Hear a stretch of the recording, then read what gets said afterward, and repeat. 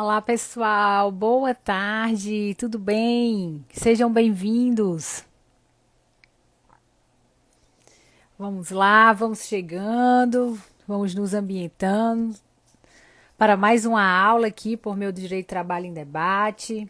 Hoje a nossa temática dessa tarde será a medida provisória 1046, que trata aí de algumas medidas alternativas para o enfrentamento do estado de calamidade pública decorrente, né, da pandemia, da disseminação do coronavírus. Essa vai ser a temática que nós iremos estar abordando agora à tarde. E aí, dentro dessa temática, a gente vai falar de teletrabalho, vai falar de antecipação de férias, férias individuais, férias coletivas, aproveitamento aí de feriados, o que pode, o que não pode.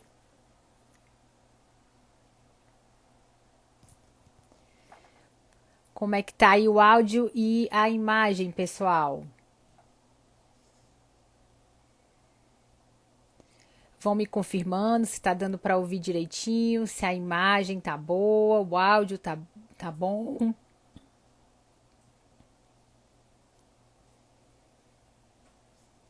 Sejam bem-vindos, pessoal, sejam bem-vindos a mais uma aula aqui por meio do nosso Direito do Trabalho em Debate. A gente vai estar aqui adentrando, né, em algumas questões da medida provisória 1046 de 2021. Hoje, né, praticamente nós temos 10 dias de vigência da medida provisória. Então, o que está acontecendo agora que os contratos estão sendo firmados, tanto de redução de jornada como de suspensão contratual, e também agora os empregadores estão se estruturando para aplicar uma dessas medidas previstas na medida provisória 1046 de 2021. E hoje a gente vai estar justamente conversando sobre as medidas, os institutos que a MP traz como uma forma de enfrentar aí esse estado de calamidade pública e quais são os limites, né, de atuação do empregador, como é que tem que ser formalizada a adoção desses institutos, o que pode e o que não pode. Essa será a nossa temática de hoje à tarde. Boa tarde, já estou vendo aqui o doutor Cortez, a Maria de Lourdes, doutor Fernando, Ana Nilce, Edilene, a Marília, o Jairo, Jordã, a Fabi, a Régia. Que bom, pessoal, tê-los aqui nesse sábado à tarde. O Heráclito também, alguns alunos, outros seguidores que estão sempre acompanhando aqui os nossos conteúdos por meio do perfil. Bom, pessoal, sem maiores delongas, já vamos adentrar aqui nessa medida provisória 1046, tá? O que pode e o que não pode. Primeiro, a gente tem que compreender que a medida provisória 1046, diferentemente da medida provisória 1045 de 2021, é uma medida provisória que ela tem como finalidade manter o pagamento salarial. Se por um lado a gente se preocupa muito com aqueles acordos de redução de jornada acompanhada da redução salarial ou da suspensão contratual, que é o objeto da medida provisória 1045 de 2021, por quê? Porque ao pagamento do benefício emergencial, há aquela parcela de contraprestação a cargo da União Federal.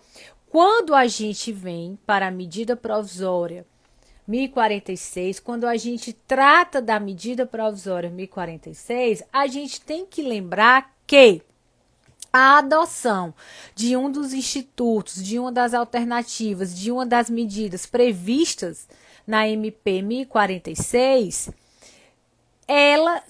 a escolha do instituto implica sempre na manutenção do padrão remuneratório do empregado. Então, duas consequências jurídicas advêm da MP 1046. Primeiro, não há uma perda salarial efetiva. O que acontece se a gente tratar dos institutos de redução de jornada e de suspensão contratual?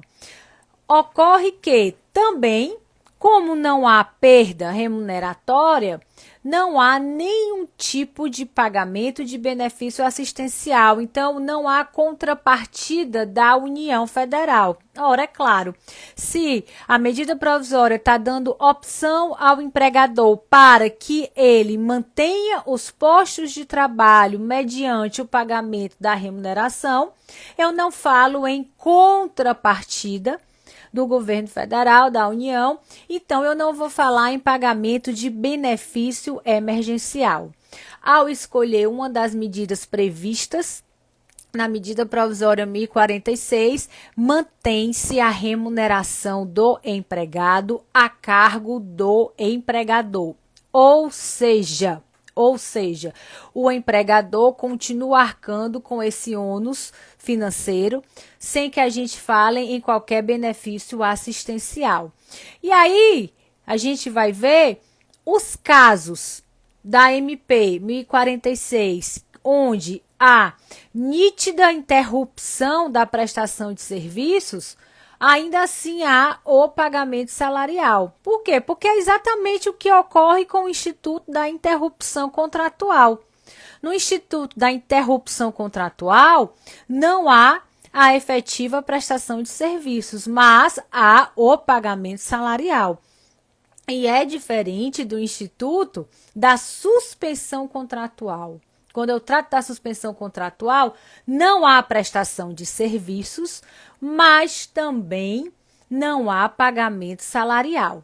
Então, aqui na medida provisória 1046, essas medidas muito mais estão caracterizadas como uma interrupção contratual, quando não há essa prestação de serviço, do que suspensão contratual.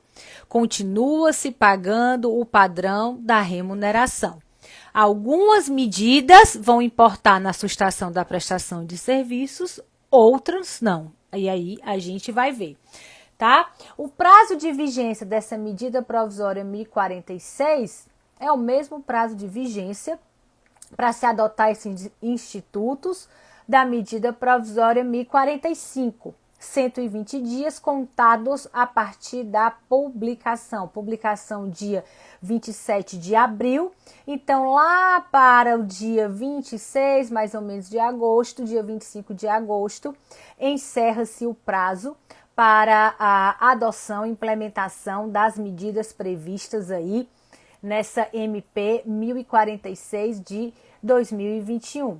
E aí, existe, agora sim, um prazo determinado de vigência aí dessa medida provisória, e existe um prazo determinado para que o empregador esteja fazendo a opção escolha pelos institutos previstos na MP 1046. Sendo que, ultrapassado esse prazo, já não vai mais ser possível essa escolha, a adoção de um desses institutos pelo respectivo empregador. E quais são os institutos que possuem previsão na medida provisória 1046 e que podem ser adotados pelo respectivo empregador? A medida provisória, enquanto medidas de enfrentamento para esse estado de calamidade pública, prevê o teletrabalho, prevê a instituição de férias coletivas, prevê a instituição de férias individuais, prevê a antecipação de feriados legais e prevê a instituição do banco de horas. O que é, pessoal, que há em comum em todas essas medidas, em todos esses institutos, segundo a medida provisória 1046? Teletrabalho, férias individuais, férias coletivas, antecipação de feriados e instituição do banco de horas.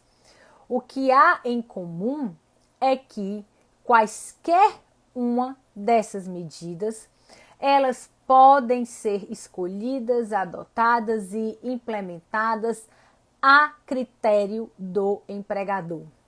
E o texto da medida provisória é muito específico nesse sentido em relação, por exemplo, às férias individuais, no sentido de que usa essa expressão a critério do empregador.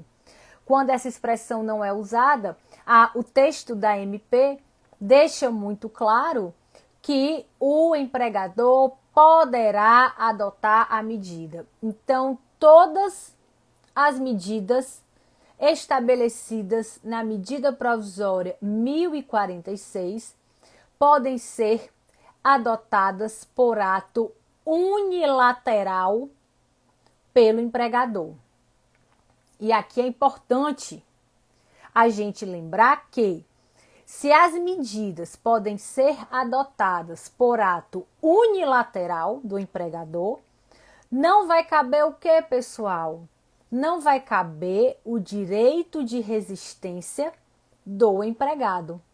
Se a própria lei permite, de forma excepcional, que o empregador, por ato unilateral, possa exercer determinado direito, fazer determinada escolha, implementar determinada medida, não vai poder o empregado se opor a essa atitude do empregador.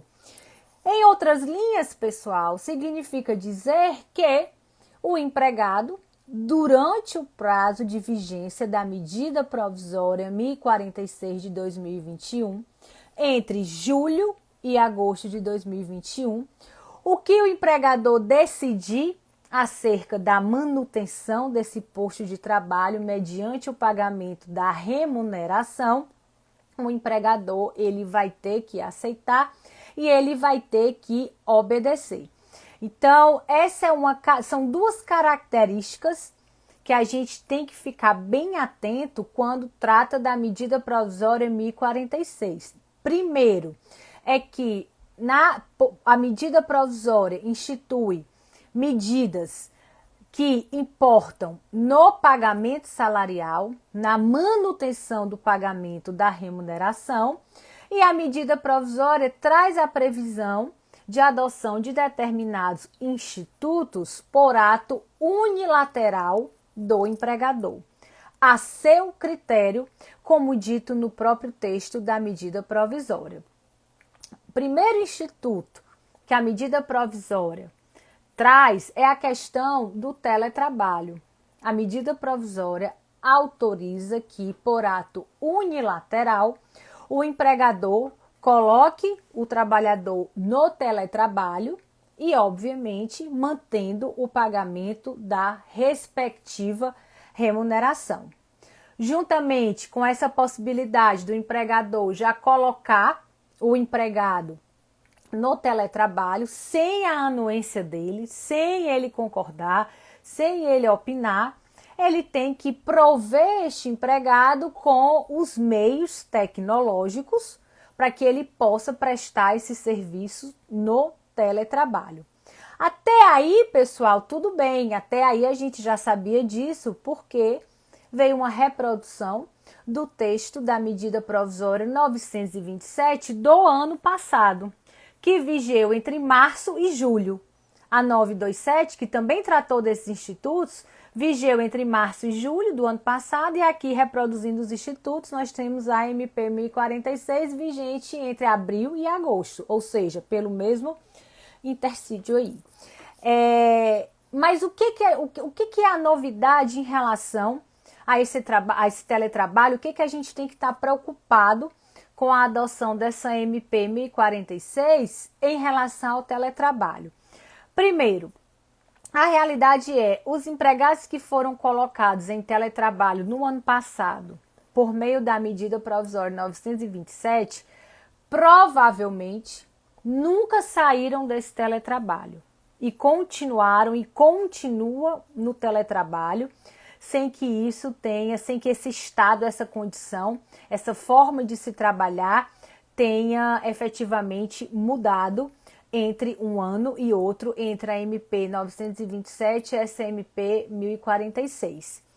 E, pessoal, eu chamo a atenção que, como a adoção do teletrabalho ela decorre do exercício unilateral do empregador com base na medida provisória, quando ultrapassados os 120 dias de vigência da MP, este empregado ele tem que voltar para o presencial. Ele necessariamente é garantido a esse empregado o retorno a essas atividades presenciais. Isso por quê? Isso porque a gente tem que compatibilizar o Instituto com o que está previsto na consolidação das leis do trabalho. Lá pela CLT, se o empregado ele já está no presencial e ele vai para o teletrabalho, eu preciso de um acordo. Só que pela excepcionalidade da MP, esse acordo ele está sendo dispensado. Mas a volta do presencial, do teletrabalho para o presencial, o retorno do teletrabalho para o presencial, decorre aí sim, conforme a regra geral, de ato unilateral do respectivo empregador. E como o empregado ele foi colocado no teletrabalho sem a concordância dele, sem ele efetivamente concordar, quando acabado o estado de excepcionalidade, quando acabada a urgência que embasa a própria medida provisória, esse empregado ele tem direito a voltar para o presencial. É uma das consequências jurídicas do teletrabalho adotado pela MP. Acabou ali os 120 dias de vigência da MP, se não for, no caso, convertida a MP em lei, se não houver nova regulamentação, o empregado adquire o direito, ele tem esse direito de exigir, de demandar o seu retorno para o presencial. Professora, e se o empregado quiser continuar no teletrabalho? Se aquilo que antes era uma excepcionalidade passa a virar regra, aí nós temos que regularizar a situação mediante um acordo individual específico, onde empregado e empregador vão tratar que, a partir daquela data, o empregado ele vai ficar no regime do teletrabalho. Então, eu preciso legalizar a situação. Se, por um lado, a MP diz que o empregador pode colocar o empregado no teletrabalho, como é uma excepcionalidade, acabada a excepcionalidade, o empregado tem direito a voltar ao presencial. Se ele não quiser voltar ao presencial ou se o empregador não quiser que ele volte ao presencial, eu preciso que regulamentar a situação. E eu preciso regulamentar a situação mediante um acordo individual específico. Outra questão em relação aos recursos tecnológicos. Já sabemos que os recursos tecnológicos, quem tem que prover para a realização do teletrabalho é o empregador. E, diante da excepcionalidade trazida pela MP 1046 de 2021, se o empregado não tiver em casa esses recursos para viabilizar a prestação de serviços, e se o empregador não implementa de imediato, não disponibiliza de imediato os recursos tecnológicos para que esse trabalhador preste esses serviços, como é que fica, pessoal? O cara é colocado em teletrabalho, mas digamos que os recursos tecnológicos só chegam depois. Inclusive, isso aí, a própria MP traz a previsão de que essa questão do aparato tecnológico pode ser regulamentada por contrato em até 30 dias após a adoção aí desse teletrabalho. É certo, pessoal, se o empregado, por ato unilateral, com base na MP, é colocado em teletrabalho, e se o empregador não provém os recursos tecnológicos para que ele possa trabalhar ou de forma imediata, ou que isso venha acontecer 30 dias depois, 20 dias depois que o empregado já está em teletrabalho, o período que o empregado passa em casa aguardando esse suporte do empregador, aguardando que o empregador viabilize esses recursos tecnológicos, esse período é considerado de interrupção contratual e o empregado ele tem direito à respectiva remuneração. A MP prevê medidas urgentes, instantâneas, rápidas, tanto é que a comunicação do teletrabalho, para que o empregador passe a trabalhar em casa, é de 48 horas. Então, se ele demora a aparelhar esse empregado que foi para o teletrabalho, o empregador, por conta dos riscos da sua atividade econômica, vai arcar com esse ônus. E se o empregado estiver em casa trabalhando, mas não tiver os recursos, o empregador ele se responsabiliza pelo pagamento salarial durante esse período aí que ele está em casa aguardando esses recursos específicos para que possa prestar os serviços, ok? Bom, pessoal, outra medida, essa mais polêmica ainda, que a medida provisória instituiu foi a possibilidade de antecipação de férias individuais. As férias, pessoal, elas possuem, muito bem definidos em lei, 2 períodos diferentes para o gozo do direito. Primeiro, nós temos o que é chamado o período aquisitivo e depois nós temos aquilo que é chamado o período concessivo. Para que o empregado adquira o direito de gozar essas férias, ele precisa trabalhar por 12 meses. Tanto é que a gente só tem férias depois de 1 ano de trabalho. Então, o período aquisitivo, o próprio nome já diz, de aquisição do direito às férias, é de 12 meses. E, subsequente a esse período aquisitivo, vem o período concessivo. Ou seja, o empregador possui mais 12 meses para conceder essas férias ao empregado. Ah, é porque eu adquiri meu direito a férias, que eu vou poder entrar de férias logo no primeiro mês depois do período aquisitivo? Não. A gente sabe que a escolha da época das férias compete ao empregador. É o empregador que escolhe a época das férias do respectivo empregado, segundo a lei. Lógico que isso pode ser conversado, pode ser negociado. Agora eu pergunto para vocês, pessoal, para vocês.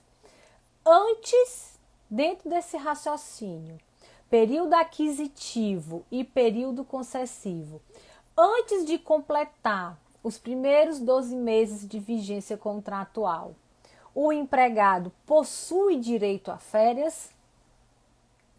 Ele adquire o direito às férias? Sim ou não? Antes de completar esse período aquisitivo, ele tem o efetivo direito? Se não completar o período aquisitivo, pessoal, aquele período aquisitivo de 12 meses, o empregado ele não adquire esse direito, ele só adquire o direito às férias depois do período aquisitivo, depois dos 12 meses consecutivos. E a medida provisória 1046, veja bem, possibilitou, por ato unilateral, a concessão de férias individuais. Até aí tudo bem. Se o empregador resolve conceder férias porque o empregado já possui períodos aquisitivos completos e está aguardando só ali os períodos concessivos, nós não temos muito problema em relação a isso. Por quê? Porque o empregado ele já adquiriu o direito. Então o empregador resolve, tem férias vencidas aí, vou te dar essas férias, vou pagar essas férias e quando você retornar, a gente dá continuidade, né, à contagem dos períodos aquisitivos. Até aí tudo bem, você conceder férias para quem já tem período aquisitivo completo, tranquilo. Agora, o que a medida provisória fez?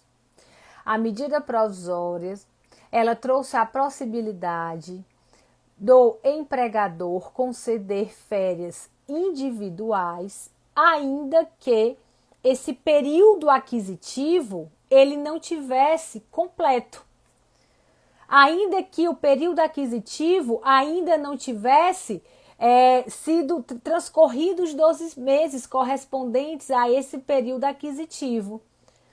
E aí, pessoal, raciocinemos. Alguém pode dispor de um direito que ainda não adquiriu? Olha o que a MP fez. Ela disse assim, empregador, você pode conceder as férias para o empregado, ainda que o período aquisitivo de férias ele não tenha sido completo, não tenha se exaurido ainda, não tenha transcorrido os 12 meses. O que a MP fez, pessoal, foi, no caso, permitir o gozo de um direito que sequer o empregado já tivesse, sem sequer que esse empregado já tivesse incorporado ao seu patrimônio jurídico esse direito. E se antes de completar os 12 meses desse período aquisitivo, esse empregado viesse a ser demitido, ele não teria direito a férias simples, teria direito somente a férias proporcionais. E vejam que situação a medida provisória 1046 criou, aliás, repetiu, porque a medida provisória 927 já trazia essa previsão. Pense aí, se no ano passado o empregado já tiver gozado, dentro dessa mesma lógica, que foi a mesma lógica da medida provisória 927, já tiver gozado das férias de 2020 e 2021, e agora ele já vier a gozar as férias de 2021 e 2022, significa dizer que as próximas férias desse empregado podem ocorrer somente em 2024, porque ele vai completar um novo período aquisitivo entre 2021, entre 2022 e 2023, podendo o concessivo ser até 2024.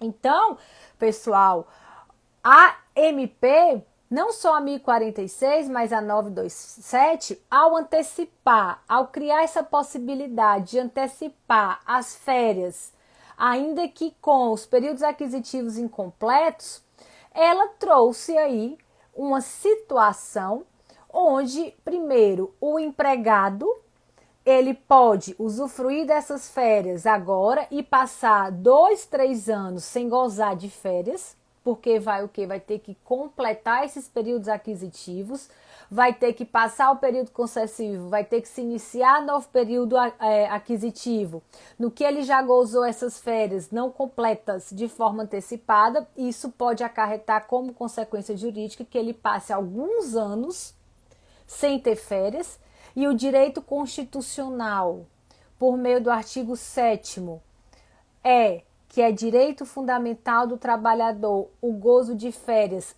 anuais, então ele teria que ter um período de férias após o primeiro aquisitivo todo ano, e esse direito constitucional ele vai ser frustrado com base na medida provisória 1046. E outra problemática, a antecipação dessas férias individuais trouxe, qual foi? E se o empregado que já gozou ou vai gozar agora de umas férias cujo período aquisitivo é 2021, 2022, se chegar ao final do ano e ele for demitido, como é que fica? Porque ele já vai ter recebido o valor das férias, sem que ele tenha direito a essas férias. E aí ele vai ter que ser compelido a devolver ao empregador o que ele recebeu a título de férias, por ocasião de uma rescisão contratual ou a respectiva proporcionalidade. Ele só tinha direito a 6/12 de férias, porque o período aquisitivo só ia completar no ano que vem. Chegou lá em novembro, vamos supor, quando chegar lá em novembro ele é demitido. Então, ele só teria direito às férias proporcionais de 6/12. E aí, ele devolve os 6/12 que ele recebeu a mais com o respectivo terço constitucional? Ora, pessoal, pela lógica da medida provisória, o empregado ele usufruiu de um direito que ele não tinha, já começou errado daí. Ele não tinha. E se ele usufruiu de um direito que ele não tinha, ele enriqueceu de forma ilícita. O mais correto, e aí a medida provisória resolve esse problema, em parte, é que caso haja a rescisão contratual, esses valores recebidos a título de férias antecipadas em razão de períodos aquisitivos não completos possam ser deduzidos no ato da rescisão. A medida provisória resolveu esse problema que não estava resolvido com base na medida provisória 927 e trouxe essa nova possibilidade da devolução, da compensação desses valores de férias referente a períodos aquisitivos ainda não completos, caso o empregado venha a ser demitido ou o contrato venha a ser rescindido antes de completar, na época própria, esses períodos aquisitivos. Só que, pessoal, um detalhe. Tudo bem, a medida provisória trouxe essa previsão, mas nós temos o que? A limitação do artigo 477 da Consolidação das Leis do Trabalho. De qualquer sorte, ainda que possa haver esse acerto de contas, por assim dizer, no ato rescisório, a gente tem sempre que lembrar que qualquer compensação ou desconto no ato rescisório não pode ultrapassar ao valor da remuneração correspondente à remuneração do empregado do último mês trabalhado. Então, pessoal, ainda que possa haver essa compensação, ainda que possa haver esse desconto a título de férias gozadas de forma indevidas, por assim dizer, porque correspondentes a períodos aquisitivos não completos, ainda assim é bom a gente lembrar que existe a limitação do artigo 477 da CLT, de forma que qualquer compensação ou dedução no ato rescisório não pode ser em valor superior a uma remuneração do respectivo trabalhador que está sendo demitido, ok? Em relação às férias coletivas, também, a medida provisória 1046 tratou aí dessa possibilidade da adoção pelo empregador de férias coletivas, ou seja, para manter os salários, pega todo mundo da empresa, diante de uma medida rígida de isolamento social ou lockdown, vamos dar férias coletivas aí para todo mundo. Mas qual foi a impropriedade da medida provisória? Quando a gente trata de férias coletivas, a consolidação das leis do trabalho, ela é muito específica, né, em dizer que o gozo dessas férias coletivas não poderá ser em períodos inferiores a 10 dias.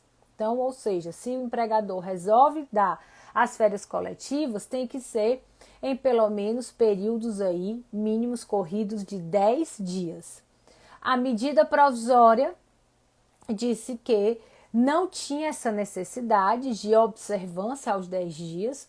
Podia ser que as férias coletivas elas fossem concedidas em períodos, né, de pelo menos 5 dias corridos. E mais, a medida provisória, seguindo a lógica das férias individuais em relação a períodos aquisitivos não completos, instituiu que a adoção de férias coletivas possam ser em períodos superiores a 30 dias. A gente sabe que o padrão de férias, o direito de férias do empregado seletista é de 30 dias por ano. A medida provisória abriu espaço que, por meio de férias coletivas, o empregador possa conceder a título de férias períodos superiores a 30 dias. Logicamente que se é férias, se ele escolhe dar férias coletivas de 45 dias, ele vai ter que remunerar esse período. Agora, qual é o problema? O problema que a ser analisado é o mesmo problema que nós verificamos em relação às férias individuais. Ora, se esse empregador concede a título de férias coletivas 45 dias, quando for no ano seguinte, em 2022, ele vai possivelmente só conceder a estes empregados os outros 15 dias de férias. É claro que ele vai fazer essa contagem. Ele vai dizer, ele vai se utilizar a mesma lógica dos períodos aquisitivos não completos. E aí, se eles resolvem dar férias coletivas de 60 dias, por exemplo, pode ser que o empregado, durante o ano de 2022, não tenha férias de jeito nenhum. De jeito nenhum. O que vai também frustrar o direito constitucional fundamental do gozo de férias para qualquer trabalhador de forma anual. Então, em relação a esse Instituto das Férias, me parece que a MP trouxe essa propriedade, essa impropriedade, no sentido de estar trabalhando com direitos que sequer foram adquiridos pelos respectivos empregados e que, como consequência jurídica, será necessariamente ou um prejuízo econômico para o empregador, caso ele venha a rescindir os contratos de trabalho antes de se completarem esses períodos aquisitivos, ou um prejuízo à saúde do trabalhador, que corre grande risco de ficar longos períodos superiores a um ano, sem o gozo das suas férias, que seriam aí anuais, representando, sob o meu ponto de vista, uma verdadeira inconstitucionalidade. Uma verdadeira inconstitucionalidade. A gente não pode trabalhar, conceder o que o empregado ainda não tem direito, por lei, porque não adquiriu, mas a gente também não pode retirar do empregado um direito constitucionalmente garantido em relação ao gozo dessas férias anuais. E, juntamente com essa discussão, a medida provisória ainda trouxe a previsão do pagamento dessas férias após o gozo, quando a gente sabe que a lógica do pagamento das férias é antes do efetivo gozo. Primeiro a gente recebe o valor das férias, depois vai gozar do período, justamente para aquele aporte financeiro maior, para a questão do terço, possa ser usado em atividades de lazer e descanso do trabalhador. E a medida provisória inverteu essa lógica, seja para as férias individuais ou sejam aí para as férias coletivas. Trouxe como previsão o pagamento das férias após o gozo, trouxe a possibilidade ainda do pagamento do terço constitucional de férias, ele ser desassociado do pagamento das férias, ou seja, do acessório ele ser desassociado ao principal. Por quê? Porque a medida provisória ela abriu a possibilidade para que, a critério do empregador, o pagamento do terço constitucional fosse feito juntamente com a gratificação natalina. E a gratificação natalina só é paga em dezembro, só é paga no final do ano. Então, postergou, diferiu também o pagamento do terço constitucional. Então, mais duas impropriedades aí que a gente pode estar colocando em relação à MP. Pagamento das férias após o gozo, o que compromete a própria finalidade das férias, e o diferimento do pagamento do terço constitucional, jogar o pagamento desse terço constitucional lá para a época, né, do pagamento da gratificação natalina, somente aí no final do ano. E isso, pessoal, em relação às férias coletivas, sem qualquer comunicação sindical, sem intervenção sindical, por ato unilateral desse empregador, sem que os empregados possam opor aí qualquer resistência. E também a medida provisória trouxe a possibilidade da instituição do banco de horas. Ou seja, como é que funciona esse banco de horas na lógica da MP? O que a gente chama aquele banco de horas negativo, onde é o empregado que deve horas de trabalho ao empregador. A medida provisória, ela abriu a possibilidade para que o empregado fosse mandado para casa. Olha, você vai para casa, você vai passar um mês em casa, 30 dias, 60 dias, até 120 dias. E as horas que vocês estariam trabalhando, elas vão para um banco de horas. E vai receber o salário normalmente, durante esse período que está em casa. Mas o empregado é que passa a ser devedor de horas de trabalho ao empregador. Então, vamos supor, se eu tenho uma jornada de trabalho de 8 horas diária e eu parei 20 dias, eu devo a esse empregador 160 horas.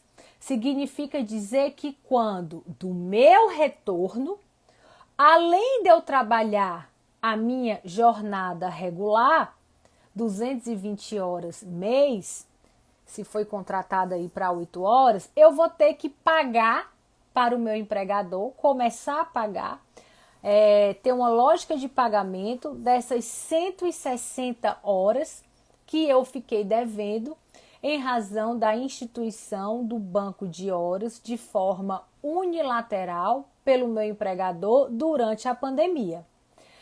Até aí tudo bem, pessoal? Estão entendendo essa lógica? Meu empregador, vão me confirmando. Meu empregador resolveu instituir um banco de horas. Aí disse assim, olha, empregado, você vai para casa, vai ficar 20 dias em casa e as horas correspondentes a esses 20 dias, como você vai receber normalmente o valor salarial, você me paga. É você que me paga. Então, quando você voltar, a gente vai adotar uma dinâmica onde você vai, além das horas normais trabalhadas, você também vai ter que me pagar essas horas que é você, empregado, que está me devendo em razão do banco de horas. Quando a gente pensa em banco de horas, né, pessoal, a gente sempre pensa o quê? Em horas extras que o trabalhador prestou e que depois, no caso, ele vai ter que pode tirar como dias de compensação. Mas nesse caso, a instituição do banco de horas é em desfavor deste empregado e em benefício do empregador. É o empregado que vai ter que pagar essas horas. Agora, veja bem, isso o empregador pode adotar o banco de horas por ato unilateral, não tem negociação sindical e no retorno esse empregado vai ter que pagar essas horas. Como é que vai ser o pagamento dessas horas? Se eu não tenho, por exemplo, convenção coletiva de trabalho ou acordo coletivo de trabalho para estar, no caso, regulamentando isso aí. Aí eu penso, pessoal, que no mínimo a gente vai ter que seguir os padrões seletistas, já previstos na consolidação das leis do trabalho. Que padrões são esses? Aquele padrão que, por exemplo, somente admite a prorrogação de jornada do empregado de forma regular até 2 horas por dia. Como também há a previsão para a instituição do banco de horas, onde o empregado ele só pode, no caso, trabalhar a título de horas extras até 2 horas por dia.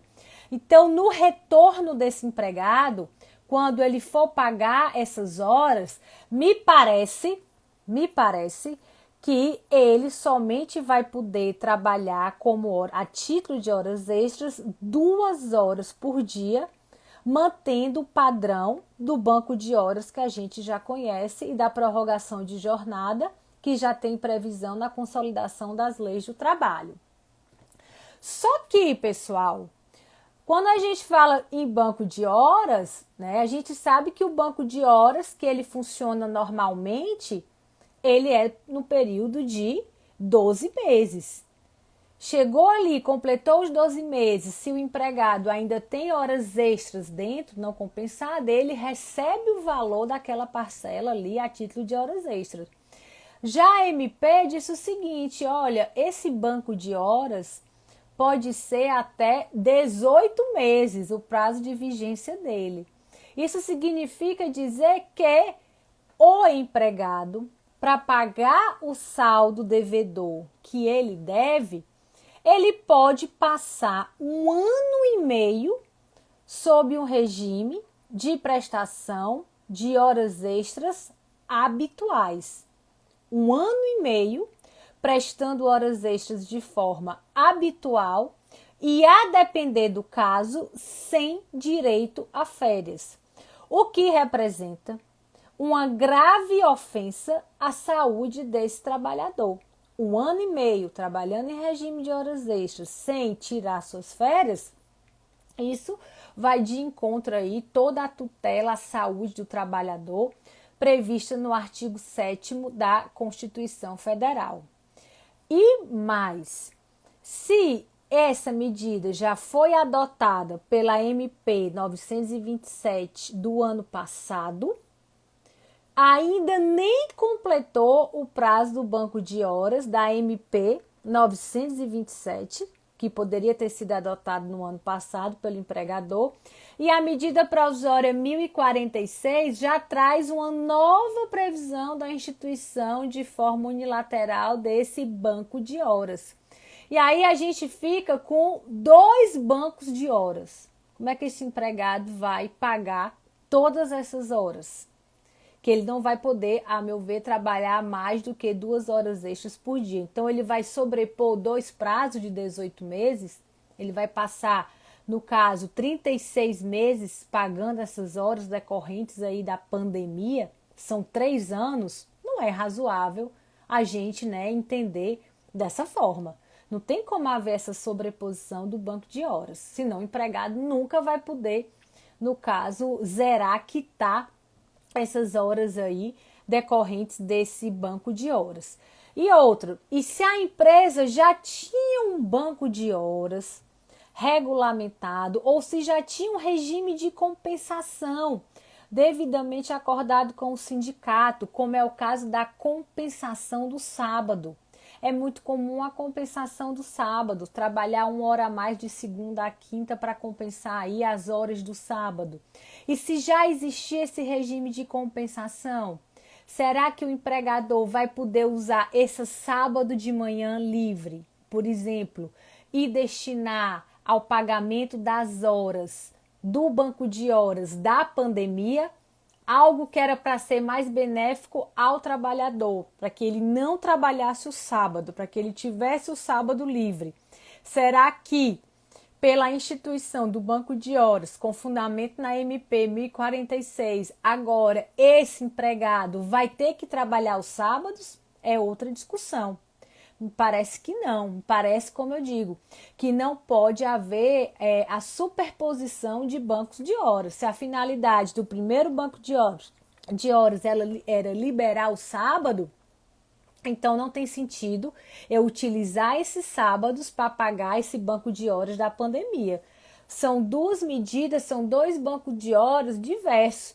E ele vai pagar que horas? Dentro desse exemplo que eu dei para vocês, ele só pode trabalhar até 2 horas extras por dia. Então, ele teria que trabalhar 1 hora extra em razão do regime de compensação de horas e outra hora extra por dia para ir quitando essas horas que ele deve em razão do banco de horas instituído aí durante a pandemia. Mas significaria também o empregado passar anos e anos, meses e meses a fio, fazendo um regime extraordinário, prestando horas extras de forma irregular, habitual, sem descanso para conseguir ou diminuir o saldo dessas horas do banco de horas referente à pandemia ou zerar esse banco de horas referente aí à pandemia, instituído pela pandemia, instituído na pandemia com base nessa MP de forma unilateral, sem negociação, sem intervenção sindical, o que, a meu ver, é mais grave,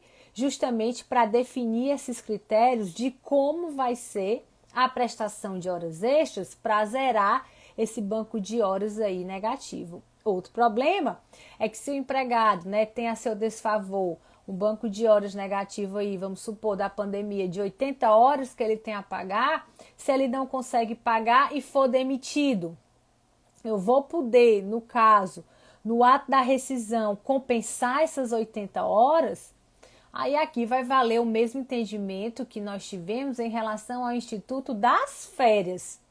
Qualquer compensação ou dedução no ato rescisório é limitado ao valor de uma remuneração desse trabalhador, com fundamento no artigo 477 aí da Consolidação das Leis do Trabalho. Me parece, pessoal, que tal qual a medida provisória 927, essa medida provisória 1046, trouxe, né, esses velhos institutos, que os institutos teletrabalho, férias e banco de horas nós já conhecíamos, estavam acostumados, mas com uma nova roupagem, com novos requisitos e com essa particularidade de serem adotados de forma unilateral pelo empregador, sem pensar nessas consequências jurídicas e dispensando aí a participação sindical, a negociação sindical para férias coletivas e para a instituição do banco de horas, bem como tratando impropriamente o gozo do direito de férias correspondentes a períodos aquisitivos ainda sequer completados. São problemas, né, que a gente vai estar vivenciando aí após o prazo de vigência dessa MP, lá para agosto, quando os problemas começarem aí a aparecer. E em relação ao banco de horas, a gente vai ficar aí com 1 ano e meio, pelo menos, a partir de agosto, lidando com essa temática da regularidade, da validade desse banco de horas. A Priscila está perguntando se o empregado já tiver horas extras, pode compensar com o banco de horas? Pode, Priscila, pode. Mas sabe qual é o problema? É porque como o banco de horas na pandemia, com base na MP, ele é um ato unilateral, pode ser um ato unilateral do empregador, o empregador ele tem que concordar. O empregador que tem que fazer esse acerto de contas. E aí não tem como ele escapar, no meu entender, dessa negociação com o sindicato, porque o banco de horas que prevê as horas extras, ele é negociado, ele tem a participação sindical. Se eu vou compensar umas horas de um banco de horas com outro, não pode o empregador simplesmente anuir, concordar, sem de qualquer sorte comunicar isso ao sindicato. É outro problema de operacionalização, mas é possível? É possível, mas tem que ser ajustado formalmente, ao meu ver. A Edilene está comentando que a MP é igual à reforma, sobrou para o empregado. Edilene, tudo aquilo que decorre de uma imposição unilateral do empregador que não observe os critérios legais já existentes acaba por trazer prejuízo ao respectivo empregado, mas a gente não pode também esquecer que o intuito da medida provisória foi manter os postos de trabalho. De qualquer sorte, o empregado, ele fica durante aquele período recebendo a sua remuneração de forma integral, né? Que é diferente do que ocorre se ele optasse por uma suspensão contratual. O cara ia receber aí uma parcela correspondente ao seguro-desemprego. Então, a gente também, por mais prejuízo que a adoção dessas medidas possam causar ao empregado, a gente não pode também deixar de entender a MP como uma forma de manter esses postos de trabalho e a remuneração. Aí a gente tem que ir resolvendo esses problemas pontualmente. o banco de horas está negativo, o empregado foi demitido, não conseguiu pagar tudo, tá, então vamos compensar no ato da rescisão, mas aplica o artigo 477. Ah, é um regime de compensação, é banco de hora negativo, é 18 meses, então mas vamos instituir aí que se durante os 18 meses ele não conseguir pagar tudo, o empregador vai ter que suportar esse ônus. A gente tem que ir, no caso, tentando ajustar com foco na lei essas disparidades causadas aí pela própria MP, mas com o intuito de manter esses postos de trabalho, que foi a intenção, sem sombra de dúvidas, do legislador emergencial. O Davi está perguntando, e se a Convenção Coletiva de Trabalho prescreve algo diverso da MP no tocante ao pagamento de um terço constitucional? Davi, o pagamento diferido, né, e autorizado pela MP vai ser somente para aquelas férias concedidas com base na MP, com fundamento na MP e durante a vigência da MP. Então, diante dessa excepcionalidade, essa convenção coletiva de trabalho não seria, no meu entender, aplicável neste período emergencial da MP. Se a opção pelas férias se dá em razão da medida provisória, aí a gente vai ter que seguir as prescrições da medida provisória, durante o prazo de vigência da medida provisória.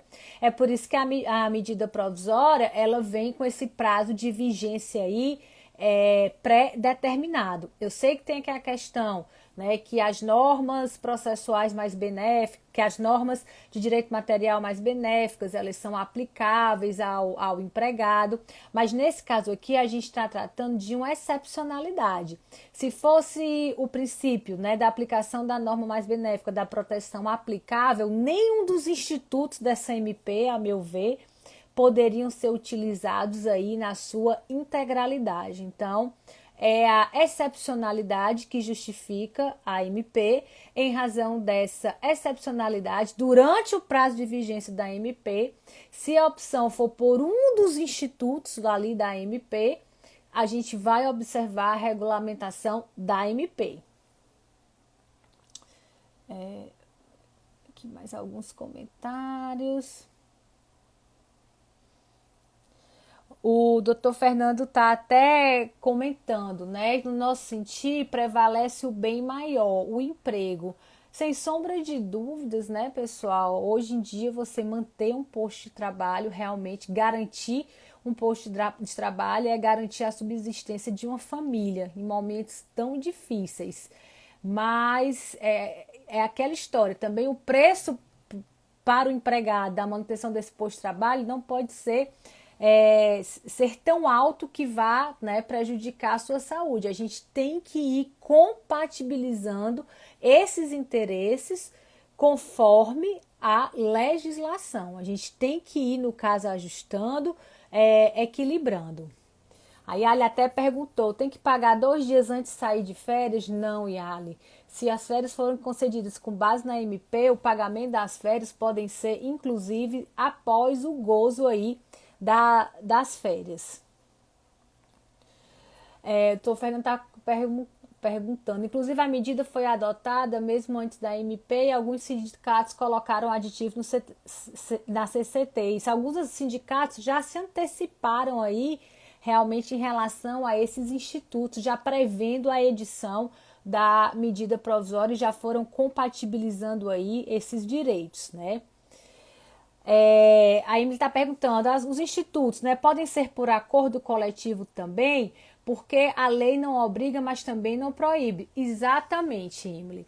A lei determina que pode ser por ato unilateral, ou, no caso do banco de horas, um acordo individual. Mas é claro que qualquer desses institutos, em especial férias coletivas e banco de horas, se negociados por meio de acordo coletivo com a intervenção sindical, é claro que essa negociação é uma negociação que representa uma segurança muito maior para os empregados de determinada categoria profissional E obviamente o sindicato ele está naquele papel, vai cumprir o seu papel de forma que não vai negligenciar com o direito desses trabalhadores.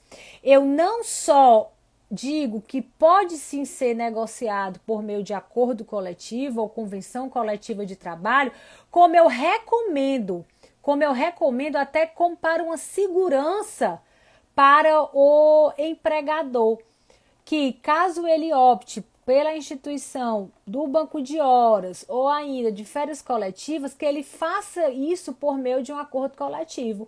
É mais seguro para o empregador quanto às consequências jurídicas e é mais seguro para o empregado quanto, né, a garantia efetiva dos seus direitos.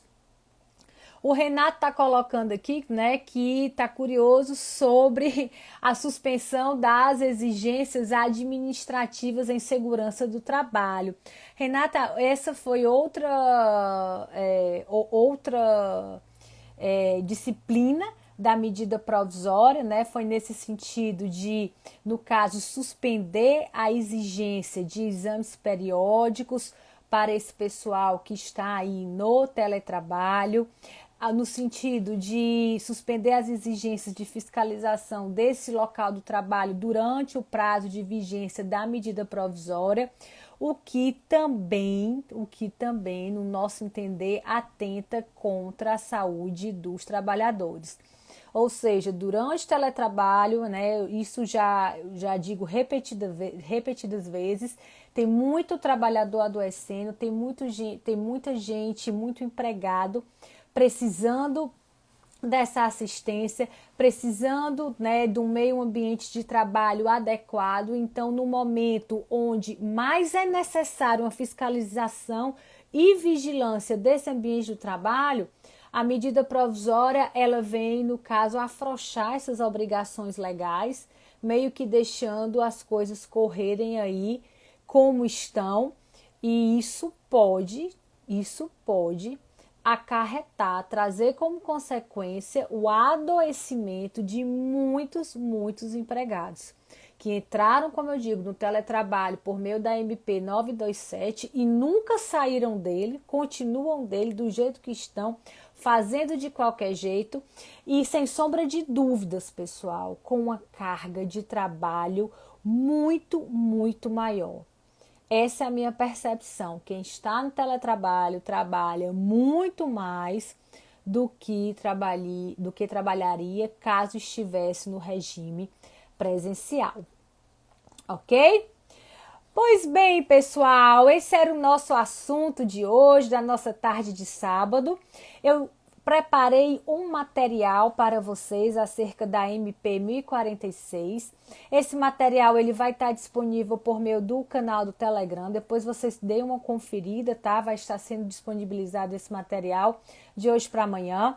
Lá tem as principais alterações, mudanças, os institutos, o que pode e o que não pode, tá? Quero aproveitar aqui, pessoal, e desejar um domingo bem especial para cada mamãe que me segue, para cada mamãe que está aqui me acompanhando. Não que os papais também não devam ser homenageados, mas amanhã é Dia das Mães, então é importante lembrar isso. É importante lembrar do compromisso de ser mãe, ser profissional e ser gestora de casa. Eu deixo aqui um abraço bem forte, desejo aqui um dia maravilhoso para vocês, um feliz Dia das Mães, um domingo aí abençoado, tá bom? E a gente volta a se encontrar aqui, tá? Continuando, conversando, estudando e aprendendo acerca do direito do trabalho e direito processual do trabalho, tá bom? Beijo, pessoal. Tchau, tchau. Até a próxima. Obrigado aí pela presença, obrigado pelo compromisso e atenção. Tchau, tchau.